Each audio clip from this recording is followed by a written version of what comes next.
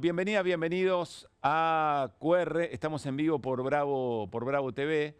Como decíamos con Juan Di Natale, es muy sencillo agarrar o tomar alguno de los fragmentos de toda la escena política en la Argentina en este tiempo y tratar de hacer de eso como la única verdad, digamos, ¿no? O por lo menos la única perspectiva. Y es muy complejo.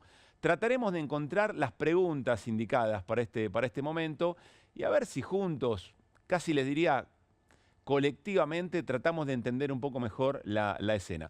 Lo cierto es que desde que alguien convenció al ecosistema político, y cuando digo ecosistema político digo a los partidos políticos, a las organizaciones sociales o a los sindicatos, al poder económico, a cierto sector de los medios de comunicación, convencieron de que hoy era el día, mañana es el día D y que la Corte Suprema de Justicia ya tiene firmado, ya tiene todo listo, ya tiene un acuerdo, un consenso para confirmar la condena a Cristina Fernández de Kirchner y que por ende Cristina Fernández de Kirchner, 1, va a ser detenida, 2, no podrá participar de las elecciones y entonces allí habrá motivos para pensar eventualmente en una proscripción.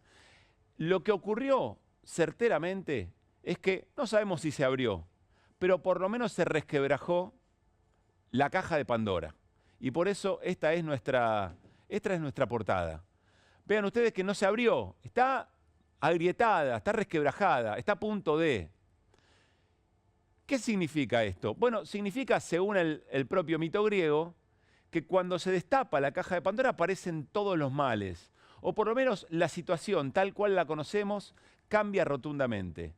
Y eso podría ocurrir si un acontecimiento político como el que acabamos de describir y como el que todos tenemos en el inconsciente en este momento, todos estamos visualizando de alguna manera el momento en que la Corte haga trascender ese fallo, en que se toma una decisión sobre si Cristina iría a una alcaidía, sobre si prisión domiciliaria, sobre las fotos que van a querer tener, sobre los comentarios de todo tipo que ocurrirán en ese momento, sobre las reacciones de los movimientos sociales, de los sindicatos, de los espacios de la política, de uno y otro lado.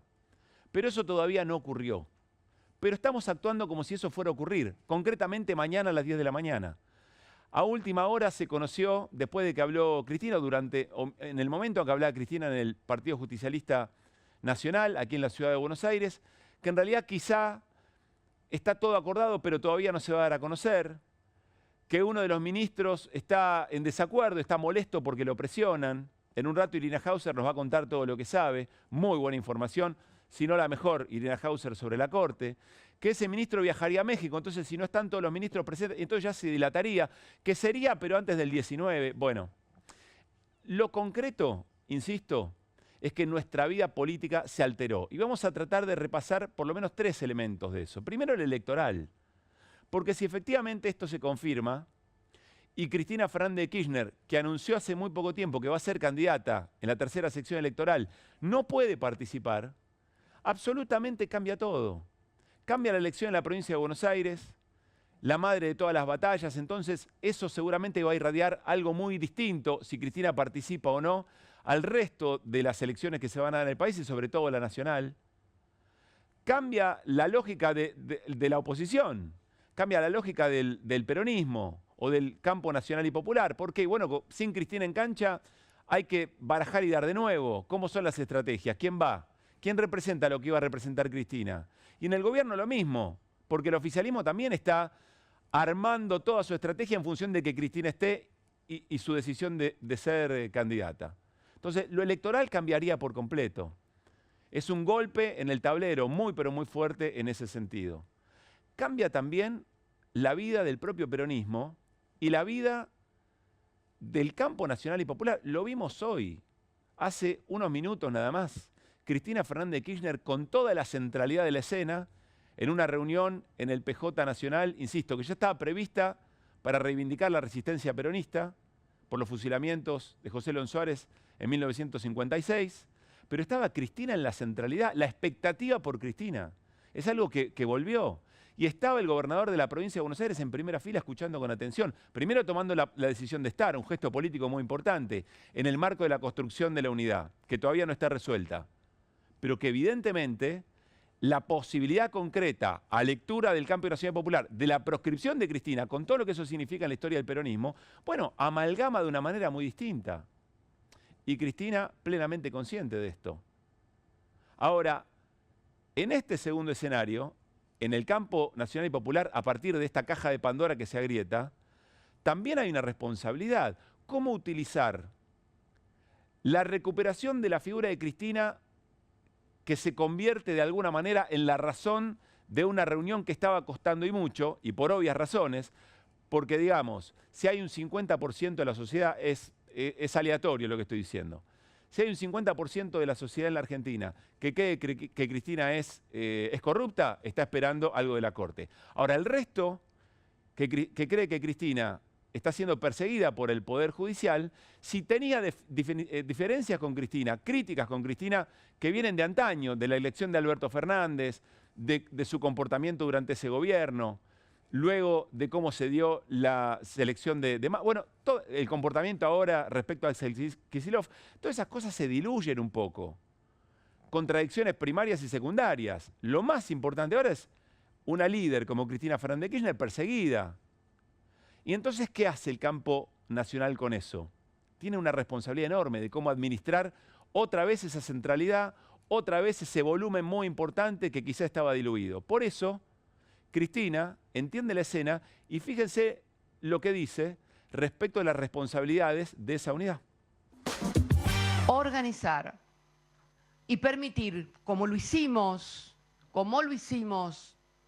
que en el 2015, cuando en aquella plaza los compañeros nos decían vamos a volver y muchos no creíamos, muchos no creían, nosotros creíamos, muchos no creían, pudimos darnos una estrategia de construcción. Esto también requiere, ojo, desprendimiento personales, porque la unidad, siempre y cuando el primero sea yo, así no se construye la unidad. La unidad se construye, no importa quién sea el primero o la primera, sino que sea una unidad que asegure la construcción de la victoria, como lo hicimos.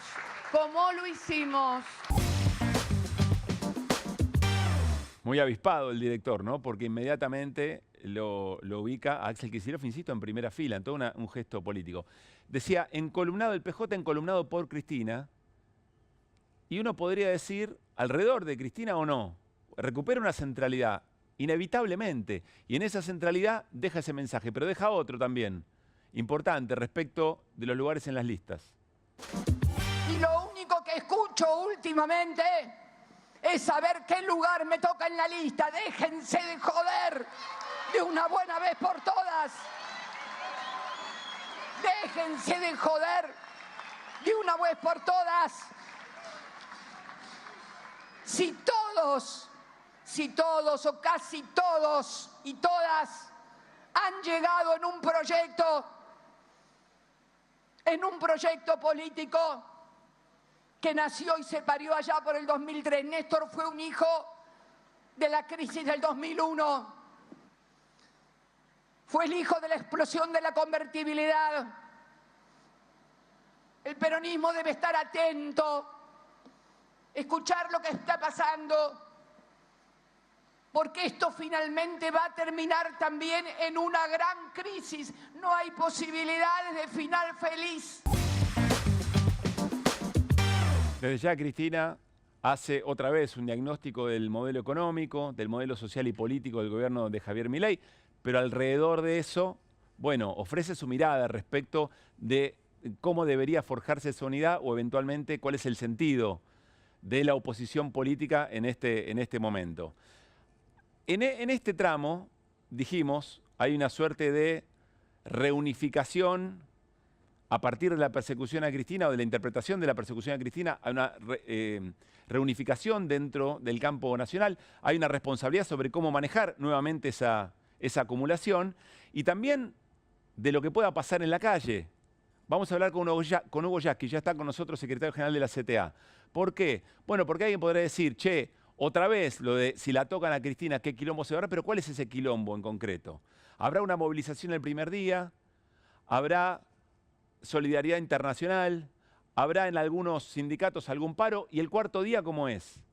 Y el quinto día, ¿cómo es? Si efectivamente le encarcela a Cristina. Ahí hay responsabilidades, ahí hay cosas para preguntarse, para tratar de indagar, a ver de qué se trata aquello de si la tocan a Cristina en un escenario completamente distinto, porque ahora gobierna Milei hace 1 año y medio. Y el plan económico y el ser oposición implica efectivamente otra cosa. Bueno, y finalmente, ¿quién tiene la pelota? Tercer elemento de esta caja de Pandora que se está resquebrajando, que es la Corte, que es el Poder Judicial. Porque cuando alguien se mete en una encrucijada, cuando alguien se mete en un conflicto, siempre tiene que tener muy en claro cómo sale de ahí. Y no está clara la salida de la Corte. Todos están mirando a la Corte. ¿Qué va a hacer la Corte? La presión desde los sectores más conservadores, del poder económico real, del gran capital, dice, bueno, Cristina tiene que estar presa, fuera de la cancha. Y la Corte ya decidió, es cuestión de tiempo. Entonces la Corte, que algo habrá hecho también, ¿no? Para que, con alguien habrá hablado algún ministro de la Corte, para que esa información se conozca de la manera en que se conoció. Volvemos a la teoría, todo es verdad. Seguramente alguien dijo algo y seguramente después se fue construyendo toda la versión o la certeza. Pero ¿la Corte qué va a hacer? Porque si la Corte no decide pronto, lo que Joaquín Morales Solá le decía en varias editoriales tiempo atrás, habrá perdido la oportunidad, recaerá sobre su espalda la posibilidad de que una corrupta como Cristina vuelva a ser candidata y eventualmente gane. Y esté viva en la política argentina y la política argentina vuelva a girar alrededor de una figura tan concreta. Ahora, si la Corte efectivamente decide condenar a Cristina, con lo grosera que es la escena, con causas que ha tenido años sin definir y muy importantes, por ejemplo, el decreto 70, que prácticamente es una reforma constitucional y lo tiene la Corte y no dice nada. Y no hay rumores sobre que está a punto de decidir ni nada que se le parezca. Si la Corte lo hace además sobre una causa tan grosera como la de propia de vialidad, entonces la Corte queda señalada también como haber jugado políticamente para proscribir a una dirigente política y para inclinar la cancha. Eso es un problema también, muy serio. Genera un efecto muy pero muy complejo. De alguna manera, también lo decía Cristina en este tramo. Ahora ya no son necesarios los golpes de Estado, ya no es necesario instrumentar a las Fuerzas Armadas en un partido militar. Ahora han cambiado de partido y es el partido judicial. Es un PJ también, no este que está acá, obviamente. Es el PJ judicial, digamos, ¿no? El que ya no los mandan a Panamá, a las escuelas de las Américas, a aprender a ver cómo se reprime o se organiza la represión, sino los mandan a cursos de derecho en Miami, en Washington, etcétera, etcétera. Pero es eso. Y bastó que hace una semana anunciáramos una candidatura para que, como explicaba el otro día en Corrientes, se desataran los demonios. ¿Por qué? Porque este modelo tiene fecha de vencimiento, este modelo se agota. Uno se sigue preguntando si en realidad quien adelanta el movimiento es Cristina, a sabiendas de que se estaba construyendo esta certeza, de que iba a salir la condena. Y entonces el peso sobre la Corte iba a ser mayor. Jugada estratégica muy inteligente, eventualmente, pero es una anécdota. Porque el desafío que tenemos entre manos es tratar de pensar más allá de Cristina. El desafío que tenemos entre manos es tratar de pensar más allá de esta elección, más allá de la próxima elección, del corto y el mediano plazo, porque en el largo plazo lo que se consolidaría, en función de lo que dice Cristina, en este último tramo, es la imposibilidad de confiar en uno de los poderes del Estado, es en la imposibilidad de confiar en el Poder Judicial, la imposibilidad de confiar en el árbitro que decide de los conflictos que tenemos como sociedad, quién dirime, quién tiene la última palabra, porque si no le creemos a ese árbitro, porque si en realidad no hay que hacer las cosas de tal manera como para convencer al otro de que tenemos razón, o a la sociedad, si la política no tiene que hacer un esfuerzo para convencer a la sociedad de que su modelo de país es el mejor, y en realidad hay que acumular poder para poder presionar de mejor manera al Poder Judicial para que incline la balanza, para que incline la cancha, es un problema muy importante para la convivencia democrática. Porque ya el otro no será un adversario, será un enemigo, y eso es lo que estamos viviendo de hace mucho tiempo. Cristina habló hoy. de las falsas dicotomías, de los falsos enfrentamientos. De alguna manera intenta hablarle a todos los sectores de la sociedad para tratar de representarlos y darse cuenta que la grieta no es nueva, no es desde la recuperación de la democracia acá, ni siquiera desde cuando comenzó el kirchnerismo, si es que viene mucho más atrás. Que es la idea de la construcción de que el otro no es un adversario político, es alguien a aniquilar. Ahora vamos a volver sobre eso. Pero es muy importante, porque si no se confía en el Poder Judicial para administrar esa tensión, entonces es fratricida.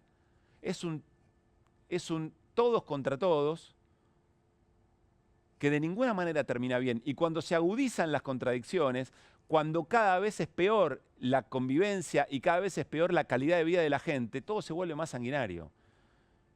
Todo se extrema. No hay límite para eso. Y ese es el verdadero problema que tenemos enfrente. En un contexto y en un clima muy raro, muy turbio, donde pasan cosas que no creíamos que iban a volver a pasar. No para meternos ahora en detalle, en un rato lo va a hacer Irina, pero lo que ocurrió con Juan Grabois el fin de semana, la detención por tratar de defender un espacio histórico, un edificio histórico, es muy grave. Juan Grabois fue detenido, pero presten atención a lo que decía hoy Juan Grabois, cuando tuvo en sus manos lo que dijo el juez que entendía en la causa, no la policía, no el gobierno, el juez, el que tiene que definir cómo se resuelve, como decíamos recién, un conflicto. Escuchen con atención. Lo que yo sí tengo es el documento, me acaba de llegar, te lo mando en un rato, sí, donde el juez durante el operativo sí, no solamente no les ordena mi detención, ni el desalojo del lugar, sí. sino que les ordena que no lo hagan. Les ordena que no lo hagan. Entonces la orden de Bullrich y de Milei de meterte preso a vos, que termina ligándola de rebote, pobre Valentín también, es una orden que iba en contra de lo que ordenaba el juez hacer en ese contexto. Exactamente. Ahora, exactamente. El juez le hace la consulta a la policía, obviamente no creo que lo haya llamado Milei al juez. Entonces, como era un operativo policial, el juez responde más o menos conforme a derecho. Pero entonces, perdón, ¿no le cabe al comisario Rolle, a la jerarquía de la Policía Federal, alguna sanción? Pues al comisario, a la ministra, al presidente. Pero a ver, en la Argentina es joda. El presidente Milei y su hermana Karina, valijera de la criptoestafa de la que nosotros somos querellantes y nos está yendo muy bien en la querella, hasta que desde luego el poder defina otra cosa, porque el Poder Judicial acá anda por los carriles de la normalidad hasta que le meten una valija con guita, sí, o le meten una pistola en la cabeza, que es un aprete mafioso también de la CIDE, entonces ahí cambian la decisión. Insisto que ahora lo vamos a ver en detalle con Irina Hauser, pero a ver si se entiende lo que dice Juan Grabois. El juez, el árbitro, el que tiene que decir esto se hace así, esto se hace así, estas son las reglas, el juez no ordena ni el desalojo del edificio ni la detención de Grabois. ¿Quién lo ordena? El Poder Ejecutivo. Como lo confesó el jefe de la policía. Me lo pide Patricia Bullrich porque es una orden del presidente. El Poder Ejecutivo toma la decisión de detener a alguien. No es grave, es gravísimo. Y entonces Juan Grabois dice, como Argentina es joda, y ese es el problema. Ese es el largo plazo. Que no puede valer todo. Que no puede desaparecer, no puede haber mitad de la gente que crea que el Poder Judicial no es justo, que la justicia no es ciega. Y ahí aparece con mucha importancia Pablo Avelluto, ex ministro de Cultura del gobierno de Mauricio Macri. Nadie podría decirle a Pablo Avelluto que se afiló la cámpora, ni que es peronista, ni que no tiene cierta animadversión política respecto del kirchnerismo, nadie lo podría decir. Pero sin embargo, tiene la lucidez suficiente, la honestidad intelectual suficiente, yo diría la preocupación suficiente para hacer esta caracterización. Lo de Cristina me provoca una enorme tristeza y un enorme dolor. Yo no sé si Cristina, porque tenemos un sistema judicial que no nos deja tranquilos. Cuando los militares fueron juzgados por la Cámara Federal, en el juicio de las juntas, todos, unánimemente, o una inmensísima mayoría de los argentinos, creímos que esas sentencias habían estado fundamentadas. porque habíamos escuchado los testimonios de las personas a lo largo de todo ese proceso. Entre paréntesis hay una cuenta que recomiendo que está siguiendo todos los días, día por día, el juicio de las juntas, lo que pasaba, lo que se decía. Pensá que yo tenía 20 años en ese momento, que es como lo mejor que te puede pasar a los 20 años es que te toque vivir una experiencia histórica como esa. La segunda cosa es que, por lo tanto, si Cristina es condenada, una parte de la sociedad que existe va a sentir que está siendo proscripta. Y si no es condenada, otra parte de la sociedad va a sentir que no hay justicia en la Argentina, no sé qué. Bueno, así es invivible. Un país así es invivible. Es inconvivible, digo, no sé si existe la palabra. Bueno, si existe o no, ex-ministro de Cultura, pero está claro lo que quiere decir, no se puede convivir. Lo que les decíamos en varios programas anteriores de QR cuando estábamos frente a esta escena. No hay convivencia democrática, eso es lo que ocurre. No hay posibilidad de convivencia democrática si no confiamos en el Poder Judicial. Y sobre todo en un contexto... El Poder Judicial no lo inventó Milei, este Poder Judicial. El Poder Judicial en sí mismo hizo de todo para llegar a este lugar. Y la política también. Es más, el campo nacional y popular también hizo de todo porque tuvo la oportunidad en su momento para poder modificar el Poder Judicial, para tratar de sanearlo de alguna manera, y no lo hizo cuando lo tuvo a tiro. Razones muchas, que en algún momento sería interesante conocer de fondo, pero no ocurrió. Ahora, cuando el contexto en el que estamos es cada vez peor en términos de agresión, y es el odio el que manda, y es el odio el vector para la construcción política de un espacio, sin Poder Judicial, o peor, con un Poder Judicial que retroalimenta eso o dice, dale que va, siga, siga, la situación es muy límite. Y es difícil expresar lo límite en lo límite de la situación en la que estamos. Hay alguien, el gobierno se esmera por dejárnoslo en claro. Agustín Laje es una suerte, diría Gramsci, de intelectual orgánico, del libertarismo, de la libertad avanza. Escribe los libretos, da letra, construye los conceptos, construye las imágenes de este gobierno. No él solo, pero es un jugador muy importante. Presten atención para ver la gravedad y el límite en el que estamos jugando a todo esto y lo deteriorada que está la democracia. Presten atención a lo que posteó en las últimas horas. ¿Por qué seguimos fingiendo que es posible convivir con los zurdos? No es posible. Ellos odian la vida, la libertad y la propiedad. Ellos son destrucción, caos y empobrecimiento. No son conciudadanos, son enemigos. Es hora de asumirlo. ¿Qué quiere decir es hora de asumirlo? ¿Qué es lo que hay que hacer si lo asumimos? Está muy vinculado a Milei diciendo la gente no odia lo suficiente a los periodistas, pero el ejercicio que tratamos de hacer en QR es la gente no odia lo suficiente. Ese es el mensaje. Hoy se hizo un ejercicio muy interesante. Se reemplazó zurdos, ya lo habíamos mencionado aquí en QR, se reemplazó zurdos por judíos. Entonces le damos de vuelta la frase. ¿Por qué seguimos fingiendo que es posible convivir con los judíos? Imagínense esa escena. Nadie podría decir, nadie lo toleraría eso, pero eso en algún momento existió. Eso pasó. Se logró empatizar a un sector muy importante de la sociedad con que había personas que pensaban de determinada manera con la que no era posible convivir y que eran enemigos y que había que combatirlos y que había que odiarlos. Entonces, este es el contexto, este es el clima en el que el Poder Judicial llega a una escena, mañana, 10 de la mañana, en que si toma una decisión generará determinado tipo de acontecimiento político muy fuerte, de mucho impacto, y si no lo toma también. Mañana, la semana que viene, la fecha clave es el 19 de julio, que es cuando se inscriben las candidaturas. En esa escena estamos. Da la sensación que no todos lo perciben de la misma manera, o que eventualmente la gravedad gira alrededor de un nombre propio o de una elección en particular. No, es mucho más grave que eso. Es mucho más grave que eso. Nuestro desafío, nos parece, en QR, es alertar sobre esto, tratar de conectar con aquellos que piensan distinto o que vienen pensando distinto las cosas en la Argentina, pero que tienen todavía un resto de humanidad, un resto de empatía por el otro, un resto de respeto por la democracia y sobre todo afilar muy bien las preguntas que le hacemos a la escena. y que cada uno se haga responsable de las acciones de aquí en adelante, porque de eso depende muy buena parte de nuestra convivencia pacífica, de la salud de nuestra democracia o de lo que queda de ella. Arrancamos QR con las voces del día.